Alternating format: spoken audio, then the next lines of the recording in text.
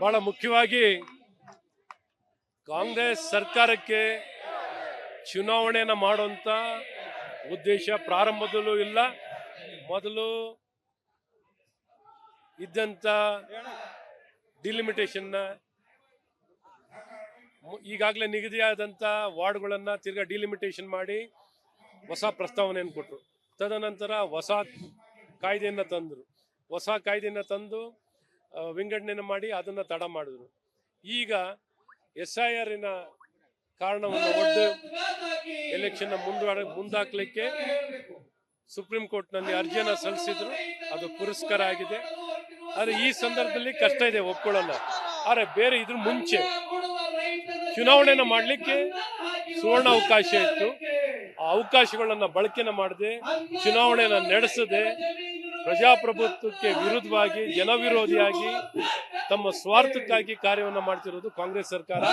ಹಾಗಾಗಿ ಅವರಿಗೆ ಚುನಾವಣೆಯನ್ನು ಮಾಡುವಂಥ ಮನಸ್ಸೇ ಇಲ್ಲ. ಹಾಗಾಗಿ ಸರ್ಕಾರದ ನಿಲುವನ್ನು ಸಂಪೂರ್ಣವಾಗಿ ಖಂಡಿಸ್ತೀವಿ. ಬಹಳ ಮುಖ್ಯವಾಗಿ ಕಾಂಗ್ರೆಸ್ ಸರ್ಕಾರಕ್ಕೆ ಚುನಾವಣೆಯನ್ನು ಮಾಡುವಂಥ ಉದ್ದೇಶ ಪ್ರಾರಂಭದಲ್ಲೂ ಇಲ್ಲ. ಮೊದಲು ಇದ್ದಂಥ ಡಿಲಿಮಿಟೇಷನ್ ಈಗಾಗಲೇ ನಿಗದಿಯಾದಂಥ ವಾರ್ಡ್ಗಳನ್ನು ತಿರ್ಗಾ ಡಿಲಿಮಿಟೇಷನ್ ಮಾಡಿ ಹೊಸ ಪ್ರಸ್ತಾವನೆಯನ್ನು ಕೊಟ್ಟರು. ತದನಂತರ ಹೊಸ ಕಾಯ್ದೆಯನ್ನು ತಂದು ವಿಂಗಡಣೆಯನ್ನು ಮಾಡಿ ಅದನ್ನು ತಡ ಮಾಡಿದ್ರು.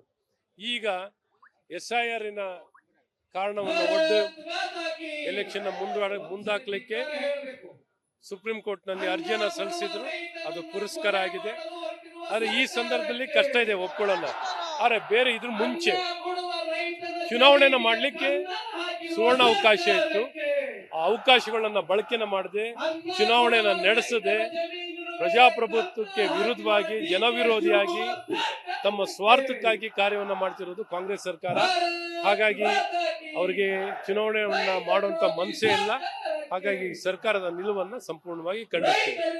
ಬಹಳ ಮುಖ್ಯವಾಗಿ ಕಾಂಗ್ರೆಸ್ ಸರ್ಕಾರಕ್ಕೆ ಚುನಾವಣೆಯನ್ನು ಮಾಡುವಂಥ ಉದ್ದೇಶ ಪ್ರಾರಂಭದಲ್ಲೂ ಇಲ್ಲ. ಮೊದಲು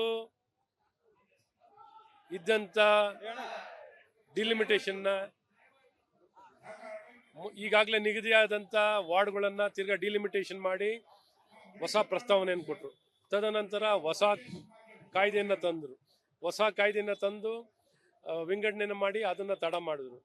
ಈಗ SIR ಕಾರಣವನ್ನು ಒಡ್ಡು ಎಲೆಕ್ಷನ್ ಮುಂದಾಕ್ಲಿಕ್ಕೆ ಸುಪ್ರೀಂ ಕೋರ್ಟ್ನಲ್ಲಿ ಅರ್ಜಿಯನ್ನು ಸಲ್ಲಿಸಿದ್ರು. ಅದು ಪುರಸ್ಕಾರ ಆಗಿದೆ. ಆದರೆ ಈ ಸಂದರ್ಭದಲ್ಲಿ ಕಷ್ಟ ಇದೆ, ಒಪ್ಕೊಳ್ಳಲ್ಲ. ಆದರೆ ಬೇರೆ ಇದ್ರ ಮುಂಚೆ ಚುನಾವಣೆಯನ್ನು ಮಾಡಲಿಕ್ಕೆ ಸುವರ್ಣ ಅವಕಾಶ ಇತ್ತು. ಆ ಅವಕಾಶಗಳನ್ನು ಬಳಕೆನ ಮಾಡದೆ, ಚುನಾವಣೆಯನ್ನು ನಡೆಸದೆ, ಪ್ರಜಾಪ್ರಭುತ್ವಕ್ಕೆ ವಿರುದ್ಧವಾಗಿ, ಜನವಿರೋಧಿಯಾಗಿ, ತಮ್ಮ ಸ್ವಾರ್ಥಕ್ಕಾಗಿ ಕಾರ್ಯವನ್ನು ಮಾಡ್ತಿರೋದು ಕಾಂಗ್ರೆಸ್ ಸರ್ಕಾರ. ಹಾಗಾಗಿ ಅವರಿಗೆ ಚುನಾವಣೆಯನ್ನು ಮಾಡುವಂಥ ಮನಸ್ಸೇ ಇಲ್ಲ. ಹಾಗಾಗಿ ಸರ್ಕಾರದ ನಿಲುವನ್ನು ಸಂಪೂರ್ಣವಾಗಿ ಖಂಡಿಸ್ತೀವಿ.